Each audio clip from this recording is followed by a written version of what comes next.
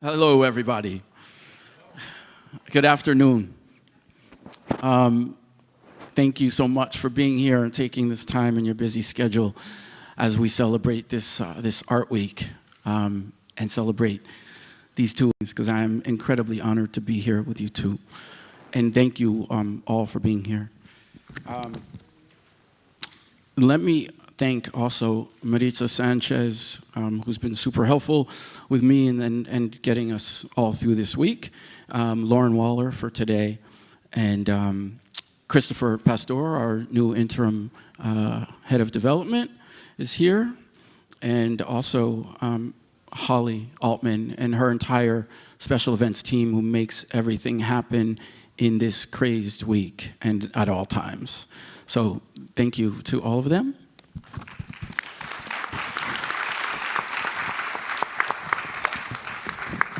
And I also want to thank Tobias Ostrander, our chief curator, whose foundational putting together of I think, what our institution means aesthetically and conceptually, he's been working on for the last 5, almost 6 years. So thank you, Tobias.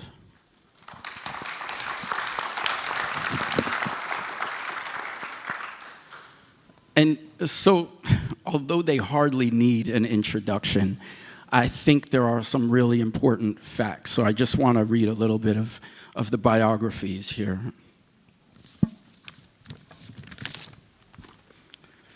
Pamela J. Joyner joined the Getty Trust Board in February 2017. She has nearly 30 years of experience in the investment industry and is the founder of Avid Partners, LLC, where her expertise has been alternative investment arena. She is a trustee of the Art Institute of Chicago, a trustee of the Tate Americas Foundation, and a member of the Tate International Council and the Tate North America Acquisitions Committee. She's also a member of the Directors Circle of the San Francisco Museum of Modern Art and a member of the Modern and Contemporary Art Visiting Committee of the Metropolitan Museum of Art. Ms. Joyner serves on the board of the Art and Practice Foundation. Together with her husband, Alfred Giuffrida, the collection of abstract art is widely recognized as one of the most significant collections of modern and contemporary art by African American and African diasporic artists in the world. The collection is a catalyst for pioneering artistic, scholarly, and public initiatives, including a major nationwide touring exhibition, Solidary and Solitary, as well as 4 Generations, a critical anthology of new research and writing, which explores the critical contributions that artists of African descent have made to visual art in the 20th and 21st centuries. Thank you, Pamela. Thank you. And thank you for your support over the years, and thank you for supporting us here today. And thank you for being here. Jorge and Pérez. The Pérez Company, the related group, has revolutionized Miami's skyline for nearly 40 years with a portfolio of projects worth in excess of $15 billion. While he's not working to shape South Florida's landscape, Pérez is working on ways to enrich the city's cultural fabric. Known for his philanthropy and commitment to the arts, he recently donated $15 million in cash and art to the Pérez Art Museum, Miami.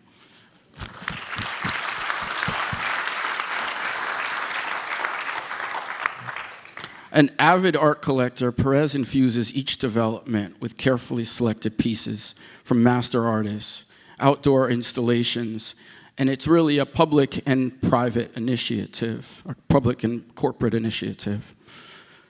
A commitment to building better cities and a natural ability to identify emerging trends has made him a trusted and influential name. Pérez started out in the 1970s making a name for himself in the public housing market of neighborhoods like Miami's Little Havana and Homestead.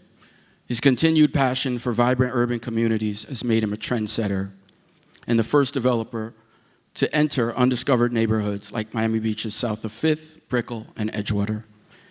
Thank you, George, for all that you do here and for today.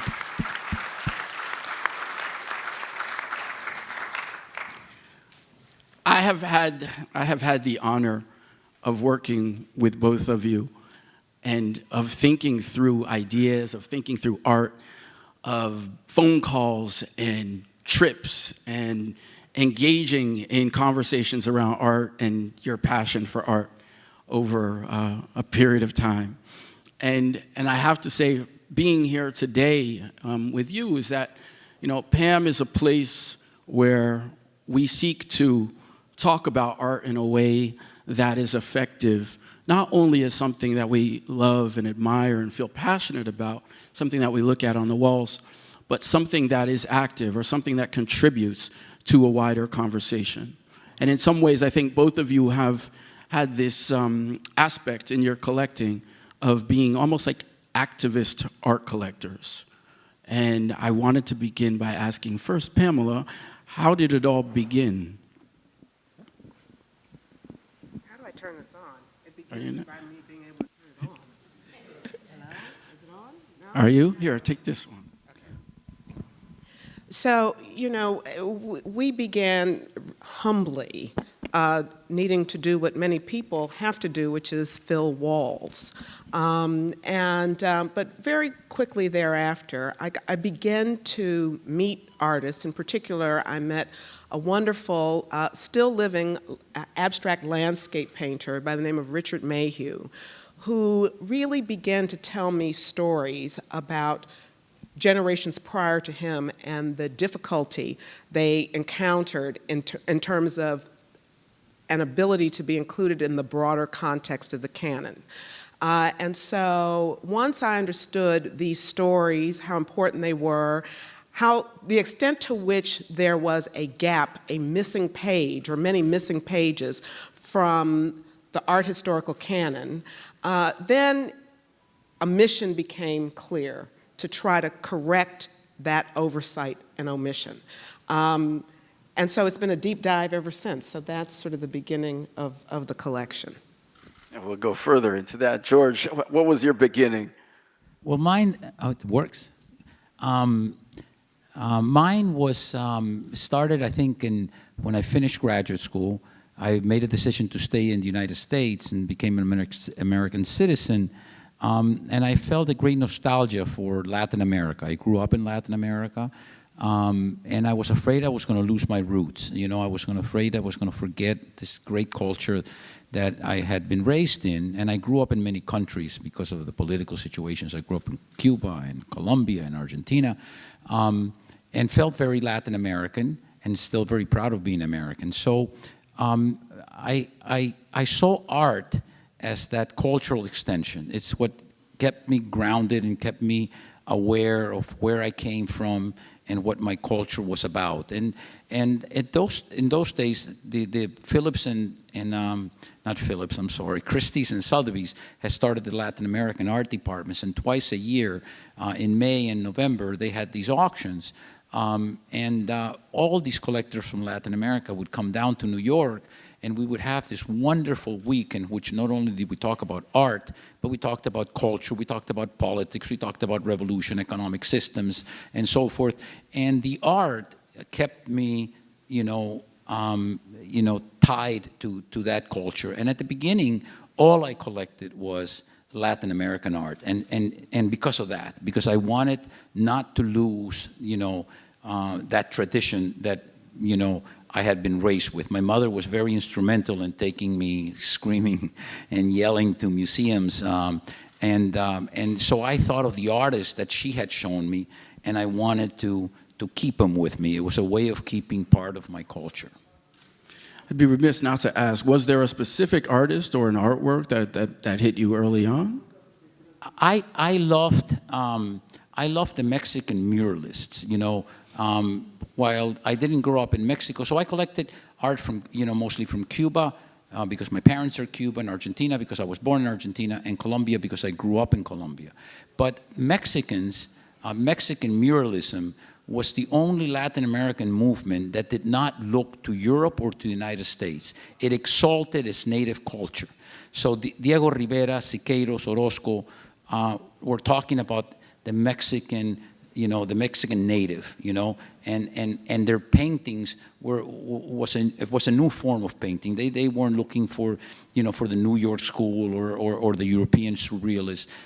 They talked about their own culture, and I felt very proud that they were, we tended to put down the Indian, our natives, and they exalted them. So I think Diego Rivera probably and Frida Kahlo were, I thought, were the great inspirations, as a Latin American collector. Mm. And Pamela, was there a specific piece or a specific artist? Well, I mentioned Richard. He was really sort of the catalyst, but even prior to that, I also do consider myself to be a poster child for early arts education. So when I was a really young kid, like 6 years old, I had these ballet and music lessons in downtown Chicago every week, and between the lessons, I would go across the street every single week to the Art Institute of Chicago, which was free at the time, and I'd go visit that wonderful Seurat painting, Le Grand Jeté, as Franklin mentioned, I'm a trustee of the Art Institute now, and how you have the experience when you're, young and you see something at a later time, it looks really large when you're young, and when you're older, that same object looks minuscule. No, that painting's a really big painting.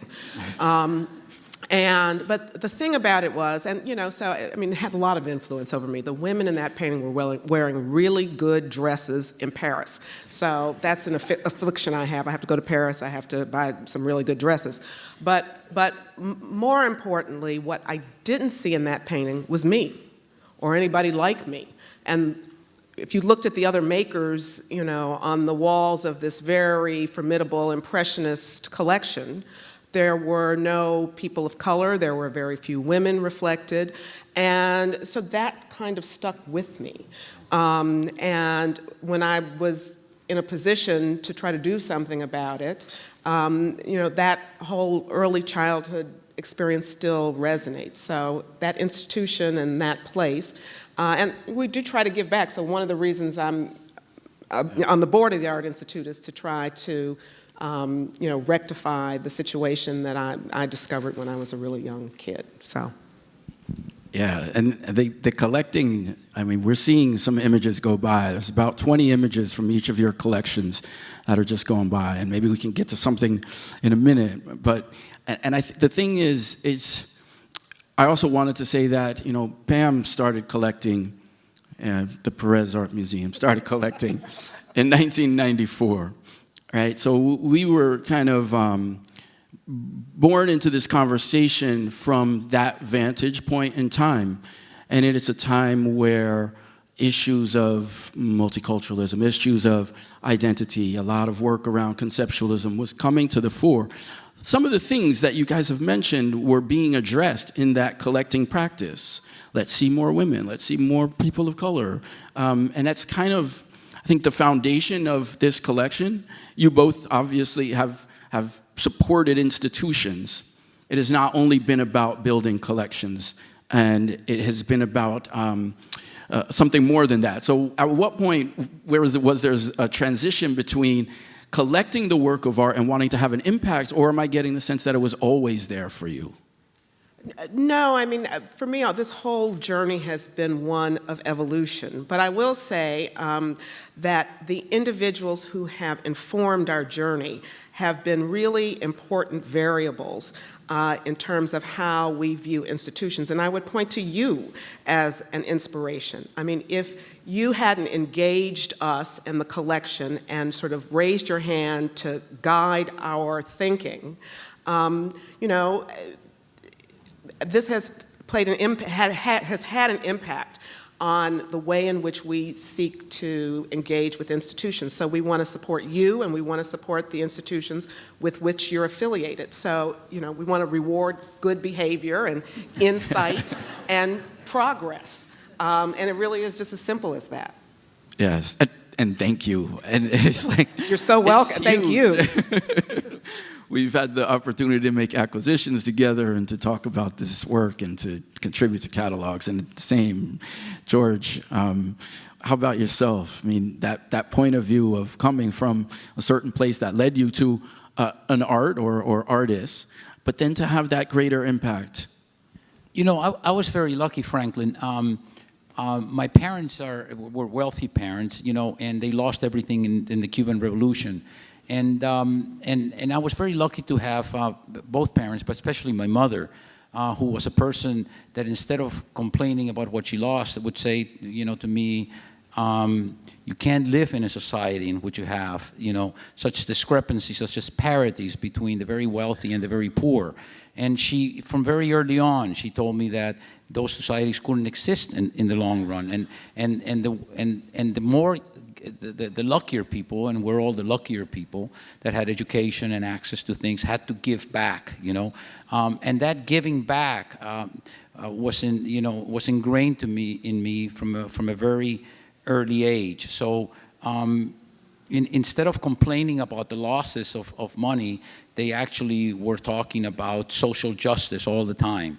And even in my collection when I started, I always have liked pieces of Latin American artists that have a message about equality, a message about neocolonialism or the lack thereof, a message about violence and drugs and all the ills of society. So from a very young age, from a relatively young age, when I was in college, I always dreamed big. I really always wanted the collection to go to an institution. I always wanted it to be something that helped other people sort of experience what I'm able to experience, particularly those that are less fortunate. So when they tell me, what's the connection, to me the greatest thing about PAMM and the giving is watching the children, right? Watching the children from public schools all sitting around the little things, and they go in the front of a painting, and you're seeing they're asking the questions.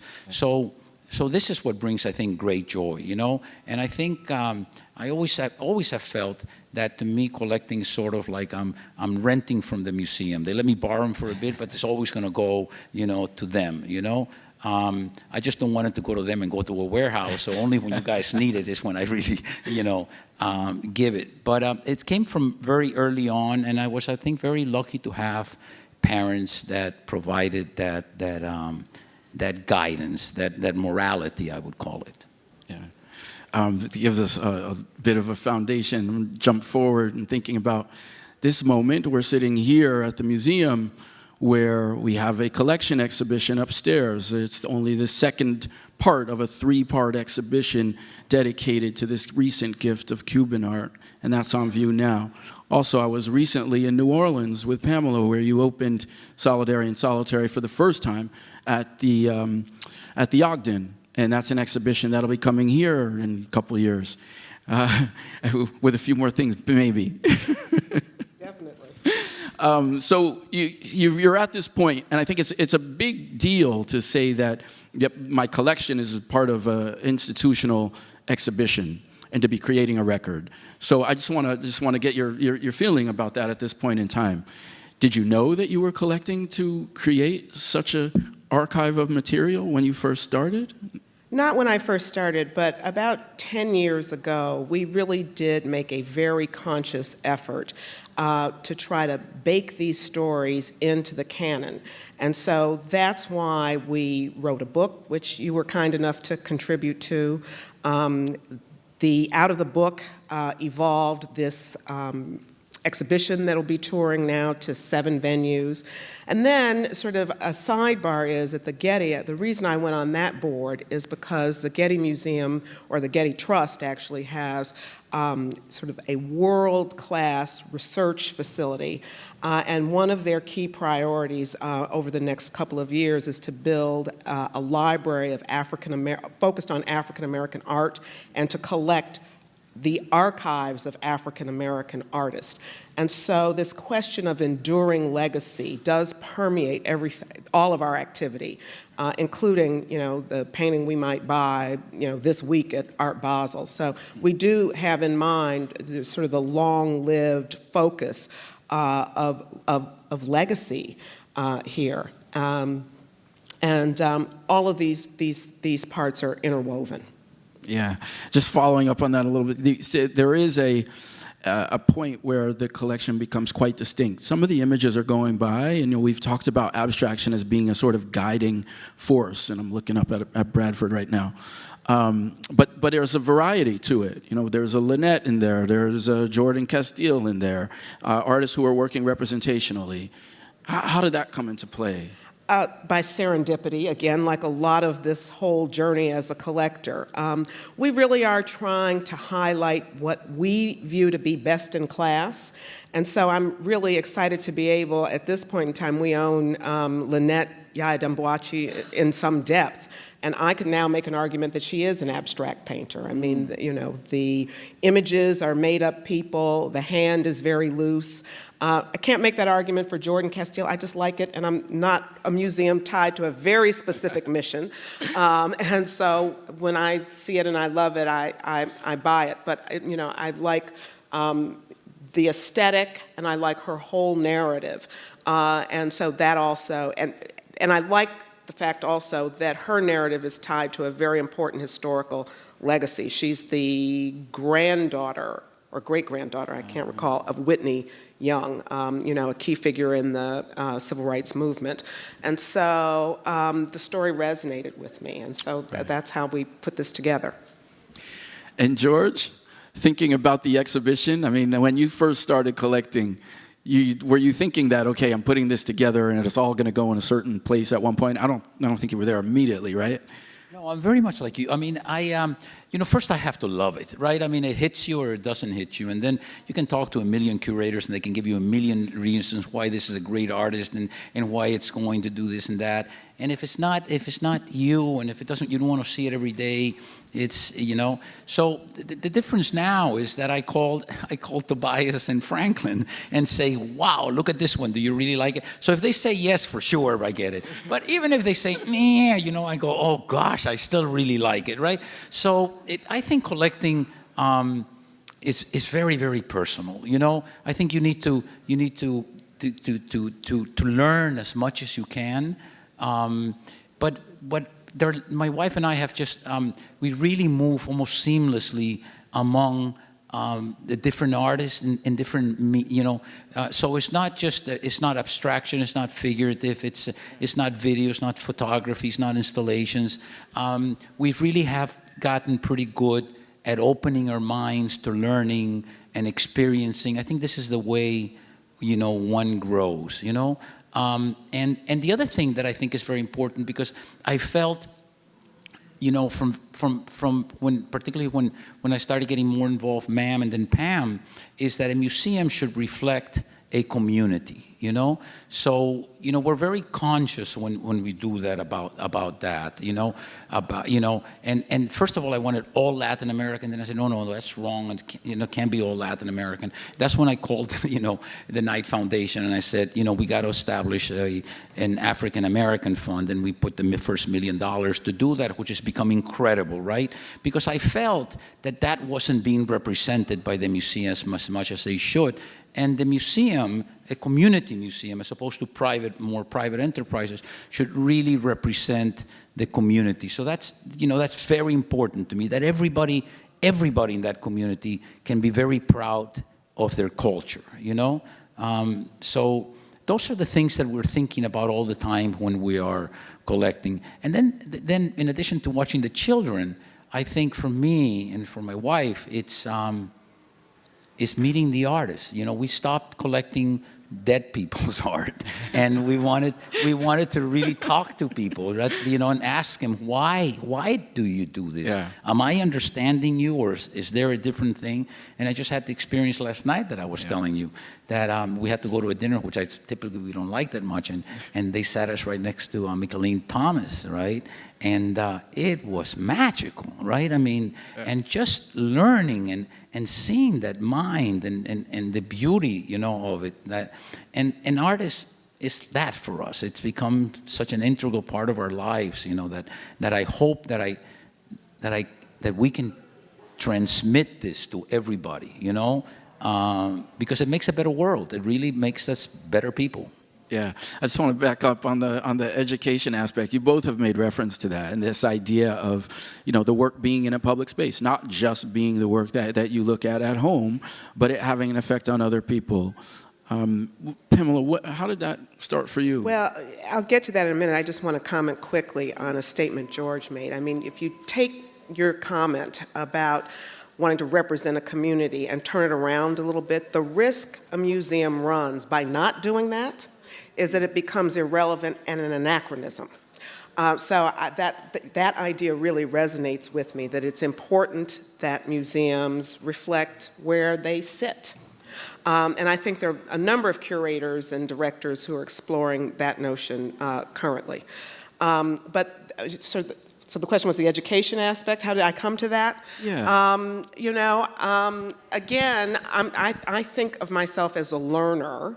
And so learning is a powerful tool. And to the extent I can facilitate that, particularly amongst children who have less opportunity. And so we also have had the joy, particularly with our newly open traveling exhibition, of seeing young kids from really sort of at-risk families in New Orleans absorb this art.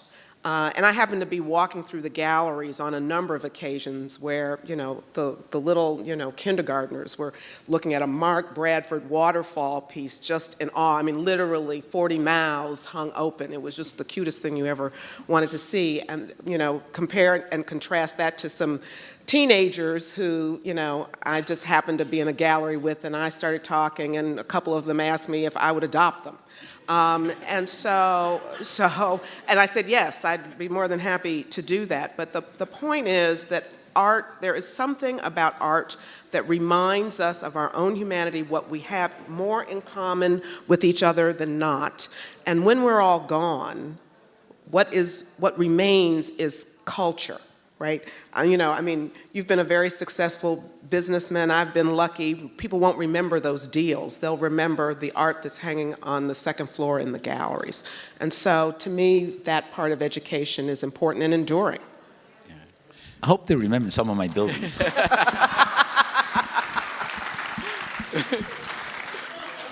Yeah, that's cultural. Those are the last two, I think.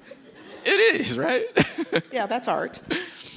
Just some of the art that we've seen, George, some of the things that are going by, we're talking about, you mentioned the range, and so I asked you guys to put up these images. We did not talk about any specific images. We didn't talk about specific pieces, but we ended up with a real range from both of you, and I'm happy to see that. One thing I have in mind is that John Chamberlain, we've talked about this piece before, and we've seen it here. I know it's a piece that you highly value and have thought about. I've seen it in the context of the home and also here. How did you come to that piece? I just want to pull out. Repeat that, I'm sorry. The John Chamberlain piece. You talked about how there's this background in Latin American, but then you're free to do what you want. You're free to be just amazed by something and passionate about something. And I'm just curious to pull out one, for instance, John Chamberlain. That wonderful sculpture you have, or we have.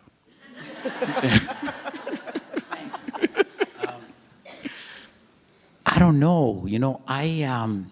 I love John Chamberlain from the beginning, or Sol LeWitt. I really wish I could give you, but the honest answer is you picked one that has no meaning other than the beauty of the art, right? There's some art that talks to me about South America, and it talks to me about the dictatorship and the disappearing of people, that are much more conceptual. But then there's some art that is just beautiful for the sake of art, and you picked one that is just beautiful. The colors, the movement of that crushed, automobile. It seems like was always, and I don't know, maybe it's because I liked, the bright colors and automobiles when I was small. I really, there must be some, Absolutely. I just always was very, very, when we went recently to Dia, and I was looking at all the Chamberlain ones, I was going, oh my God, and then I saw the Sol LeWitts, and I'm saying, no wonder I like this guy, right? These are just powerfully beautiful pieces that just stand on their own without any other meaning than just expressing this beauty, that really hits you, right? It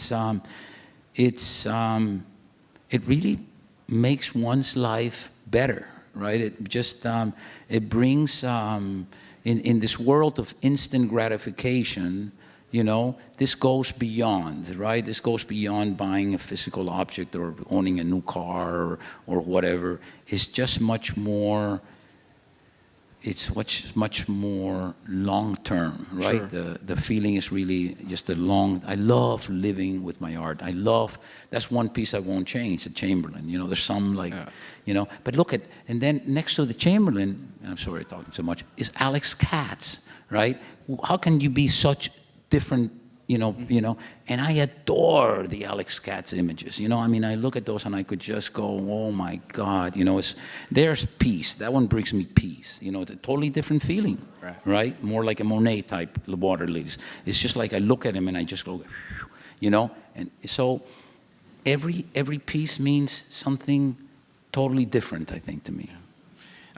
Artists, you both have made that a point of the relationship. And George mentioned, you know, having people over, and there are a ton of artists here, and I've met many of them who've spoken about that experience. Pamela, you've started an artist residency. How did that begin?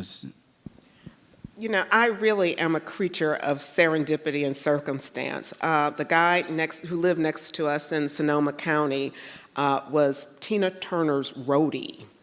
A confirmed bachelor, and the house looked like that, and he wanted to sell it. And I said, well, I don't want neighbors that I don't want, so, you know, I offered to buy it. And I was going to tear it down, and I looked at it and I said, no, let's, one, it takes forever to build something in California. I might, you know, my child might be still building it after I'm long gone. So I said, well, you know, let's make it a white cube, put lipstick on a pig, and offer it to artists. And so at the time, I'll never forget, I had sort of a group that we convened at my home in San Francisco for, you know, a Tate Modern trip. And I had just bought a Leonardo Drew for the first time, and Leonardo came for this event. And he said, oh, so you've got this residency. I want to be the first artist to come to the residency. And my husband and I looked at each other and said, we don't really know this guy, but let's go with it. So now Leonardo's been there maybe 6 times, and so he's really family, and so every year we have to book the Leonardo slot in, you know, sort of the calendar. And so how has that changed our lives in monumental ways? First of all, we're kind of where you are, George. The dead guys, they're interesting, but we're kind of interested in the living artist. And the revelation there was to watch Leo work. Leonardo works 21 hours a day. If I email him at 3 o'clock in the morning, I can get him. He works 21 hours a day for 3 weeks. He doesn't drink, which is tough for a wine country residence, right? So you'll invite him over. He can come or not, right? There are no requirements for this residency except that you must sign our book, which we'll give that to a museum one day, and you must allow us to give you a lunch or dinner where we invite groups like you. Those are the requirements.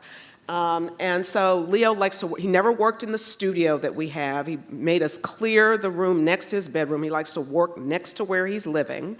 We'll invite him over for dinner. He stays for 50 to 60 minutes, not longer. And then he goes back to work, and that's just how he lives. And then 1 week out of the month, he goes to wherever the heck he goes. Like, you know, he'll go to Jamaica and hang out, and he'll come back and work. He is that focused. He puts every one of those little pieces in those sculptures himself. And I mean, he was a prodigy. I mean, he had his first show when he was 13 or 14 years old. It's just in his blood, it's in his breath. And now we've bought a lot more of the work because I mean, not only is he a part of the family, but I mean, he's just an artist in the purest sense. And we would not have known that had we not lived next door. And so with every one of the people who have come to the residency, and there have been, I don't know, 15 or 20 of them, we've learned something new. And we've tended to acquire more work from those artists in particular because of that learning. So it's really been an inspiration to get to know artists in that intimate way. It's a very curated way, too. I mean, you've had the opportunity to be able to work so closely like that. And George, similarly, especially with your practice with buildings, has been that art has been an integral part of that situation, which has allowed for you to work with living artists. how did that come about?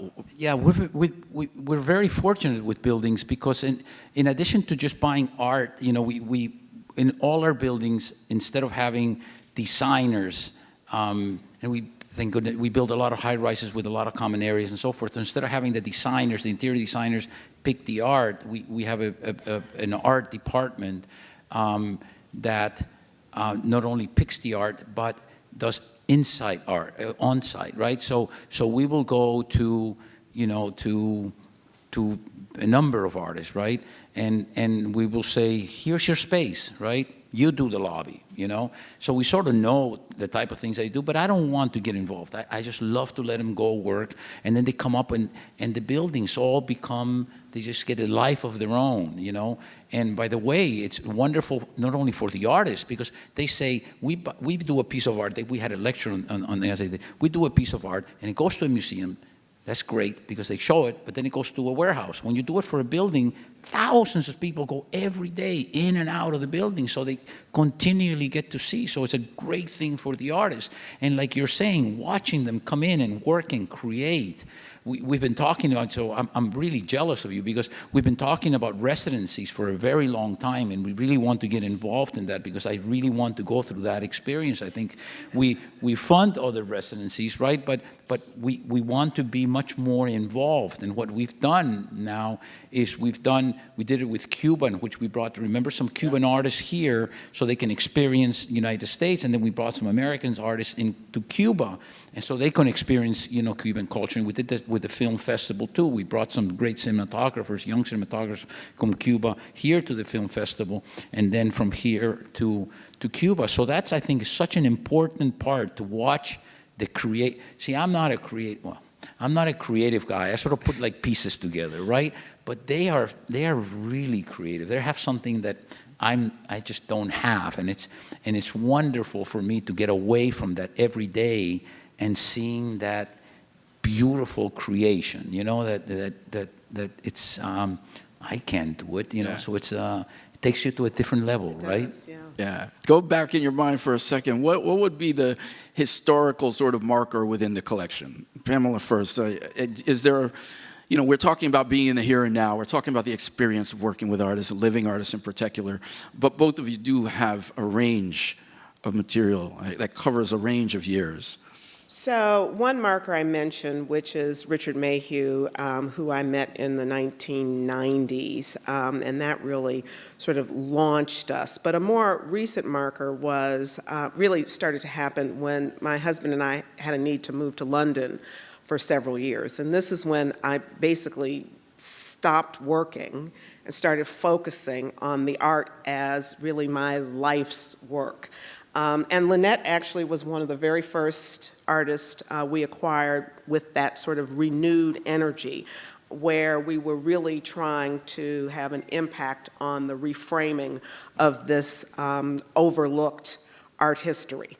And so it just really grew into, you know, not only a passion, maybe a little bit of an addiction from there. And sort of one thing follows another, you know, the book and then the show and the residency and this. I'm really excited about this project at the Getty because there really isn't a place. I mean, the Schomburg to a certain extent has been this, but, you know, now there are young scholars doing PhD theses on African American artists that really never existed before, but there isn't a single source repository of primary material that can be used for research. So in order for someone to be written permanently into the history books, you have to have the critical, and I'll put curatorial notoriety together. You have to have the distribution channel, and we're now just getting a situation where the top galleries are starting to get involved with these artists. And you have to have, you know, committed collectors like George and many of you in the audience saying that this is just part of what we do, part of the full canon. And so the research part is a place where we saw a void where perhaps we can have an impact. And so that's just how we think about these things. Can I get you to comment on one artist in particular, Yes. Norman Lewis? Well, Norman Lewis is sort of the atom of our collection, and I would compare him to Alma Thomas, who is the Eve. So Norman, is really sort of the touch point for many artists of color who have been working subsequent to Norman, who was born in 1909, who died in 1979, and began to do abstraction in 1946. Did I get this right, Michael? Okay, good. Michael Rosenfeld represents the Norman Lewis estate. And so Norman was interesting to me not only because the work was beautiful on a spiritual level, but I've always been a person that, according to my now deceased parents, who always did stuff she wasn't supposed to do. And in 1946, a black man making abstraction in New York that was transformational was something that you weren't supposed to do. And so there, famous photographs of Norman sitting at the table with the giants of the New York school, Ad Reinhardt, this one and that one, and he's completely written out of that narrative, and sometimes cropped out of that particular picture. And I said, so what is so threatening about the presence of this work and this man that history has revised his presence in the historical narrative?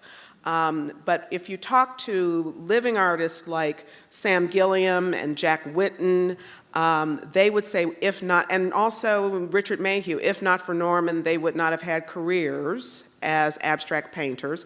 Similarly, Mark Bradford would tell you, if not for Jack's inspiration as a maker of paintings, he would not have had a career. And so I see this common thread, this continuum, that is, I think, really important to the narrative. So Norman's absolutely key, which is why we own that career in great depth, and we're always looking to own more of Norman. He's one of the dead guys who I would continue to buy, just because there's so much of the work that's beautiful and transformational and impactful. Yeah. And with that in mind, I'm thinking of a cornerstone right now for us, which is Wilfredo Lam. And we have this amazing work from 1935 up downstairs. But then, the conversation that's happening on the second floor, George, can you just tell me a little bit about the Lam? I feel passionate about that work, and we talked about it when we first met.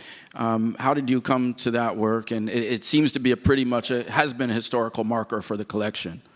Lam, you mentioned, he's one of these great ones, right? That if you look at his early works, and we collected a lot of the early works that were in the museums in Europe, he was so influenced, just like Diego Rivera was, by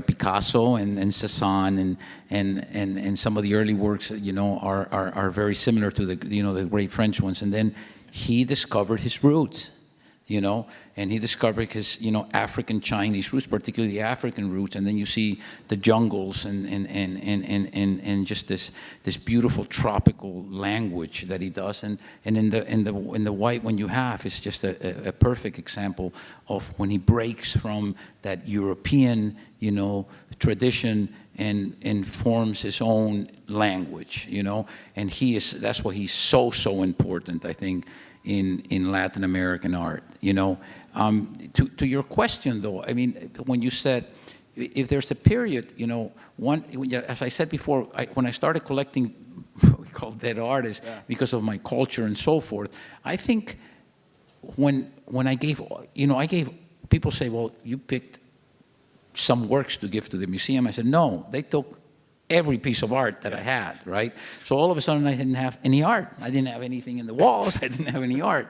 And it was this huge freedom, that I didn't have to do this anymore, and I wanted, that's when I just said, yes, Latin America is very important, my culture is very important, but I just want to expand, I want to talk to artists. I don't want to collect people that are dead anymore. I want to be able to experience with them.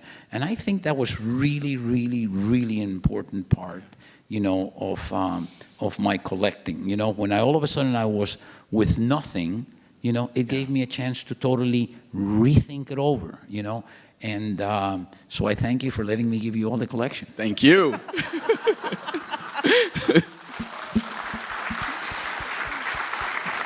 Before we open it up, I just one more question. I was just thinking about, okay, we're here, it's Art Week, and there's a lot of gallerists here. Is there something that you guys are at a certain place right now, but is there something that you can tell, say, younger or aspirational collectors who are thinking about it? I mean, the coolest thing to me about this moment, right, we talk about Art Week, is that, you ride around town and you see these fairs you've never even heard of, and there's all kinds of work, and at all, different levels and different price levels, different intellectual levels, and it's becomes this sort of smorgasbord, which I think is the way that we envision art to be here, and that it can be for everybody, that it is not, you don't have to have your experience, you don't have to have books behind you, but there's always an entry point. And I'm just wondering, from you incredible points of view, Pamela. So, I mean, I would say pick a story, pick a passion, and tell the story. I mean, in our own case, yeah, I kind of buy what I like. But I'm, a lot more pedestrian than that. So ours is a mission-driven collection. So we have a mission statement, we have a strategy statement, and every year, and this is the time of year we do it, we sit down and make a target list. We are more focused on abstraction than not. We are focused on artists of the African diaspora. And we are focused on trying to insert a narrative that has been overlooked. That makes going to art fairs for me a lot easier than it does for most people, because I'm looking for very particular things. I have a sense of what gaps I'm trying to fill. I have a sense of what stories I'm trying to tell going forward. And so, but I had to come to that. That had to evolve. And if I were starting from scratch, I might start with a different narrative and a different story, but I think finding a theme that resonates with you personally, your own sense of humanity and sense of purpose, is a really important guiding principle for a collection. That's perfect. I agree. They asked me the same question. I was just looking at my wife because I said, "My gosh, she took my answer." I agree 100%. I mean, I tell the young ones at work too. We were just giving a piece to our graduating class from university, and I said, the key to success is to love what you do and to have passion. If you don't, you're not going to be a good collector. I mean, it's just not going to have the meaning that you need to, And then you study very hard, and then you have a purpose, and then you study and you study and you study.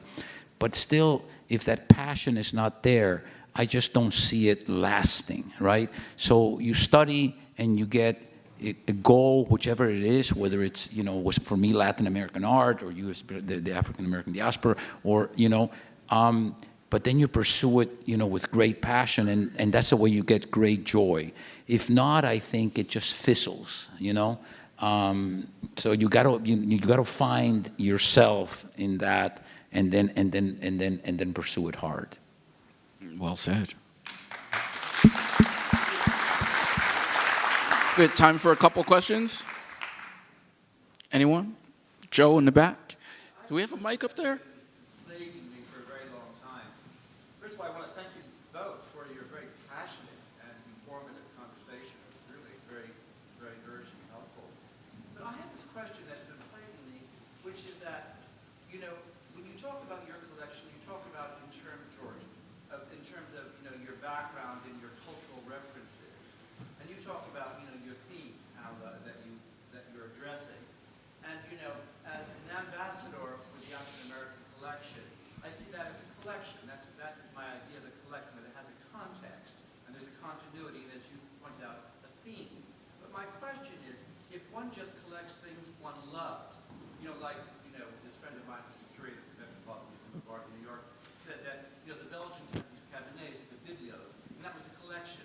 But if one collects, Asian art, if one collects abstract expression, if one collects African American art, or just folk art, is that considered a collection, or is it just someone who buys the things they love? So I just would like to know if you have a definition for what a collection actually consists of. Thank you. Can I? Yeah, I don't think there's a definition, and I don't think there should be a definition. I know people that collect almost everything, and I know people that have, very specific collections. To me, it's like if somebody is a numismatic, collecting coins, and if you collect coins from the Roman Empire or you collect coins from everywhere in the world, it's still a coin collection, and an art collection is an art collection. So to me, this is very much individualistic, and there's people that collect in many different ways. I have friends that are very good friends, and sometimes I disagree with them, that will not buy anything unless they go with their 2 or 3 curators and select a piece of art, and we have deep discussions as to that. When I stopped going Latin America, some people were saying, you're cutting yourself way too thin in going to all these things, and you're much better being focused on. So I'm not saying whether they're right or wrong. It's what's good for me. So to me, I also would have a more open-ended answer, that it's hard to pin down what a collection really is, except I think you know one when you see one. And it doesn't have to be, as narrowly defined as a region, an ethnic group, a type of coin. But when someone puts their own stamp of identity on a collection, I think it's recognizable, even if you have different strands that depart from a main theme. And this is why also, while people ask me, why haven't we had advisors? Well, first of all, when we started collecting, you couldn't call 1-800 African American Art Advisor. There was nobody with that narrow expertise. But though we don't have an advisor, we're not unadvised. I mean, if I'm buying something, I will call Franklin and ask for his opinion, or, other people who I hold in high regard. But that's a very different thing than, having to go through 25 different layers of curators to get an okay for something that you yourself may or may not have a passion for. And so I think that when you get to a point where the collection gets to be clinical in that way, it loses its imprimatur of individuality and moves away potentially from being a collection. But you do know one when you see one. Yeah, wow. I am from Caracas, Venezuela, and I want to share with you all the art due to my life, because I have 40 years living with art in Venezuela. And I want to read a definition of René Berger, that is art. Yeah. Can we get your mic?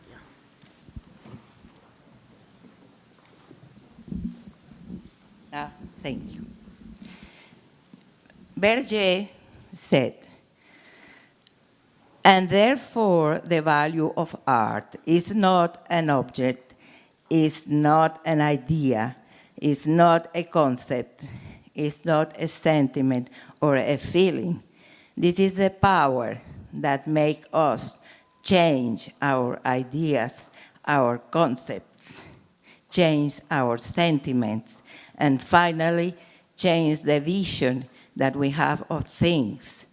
It is not that it transforms the world, like it is often loosely said. What is transformed is ourselves. And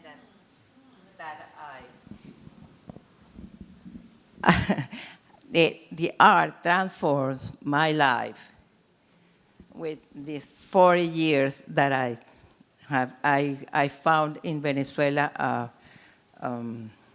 a school, art school. Okay. Thank you. I think what you're talking about is ways of seeing and figuring out new ways of seeing. And that's what I feel fortunate enough to be able to work with you guys, because I see new ways of seeing. And the best artwork, I think, that's what we're looking for. In line with your passion and your commitment to artists, I'm scanning the room, and I'm seeing some incredible people, and I'm going to ask a silly question. Will all of the artists please stand up? Wow. Amazing, amazing.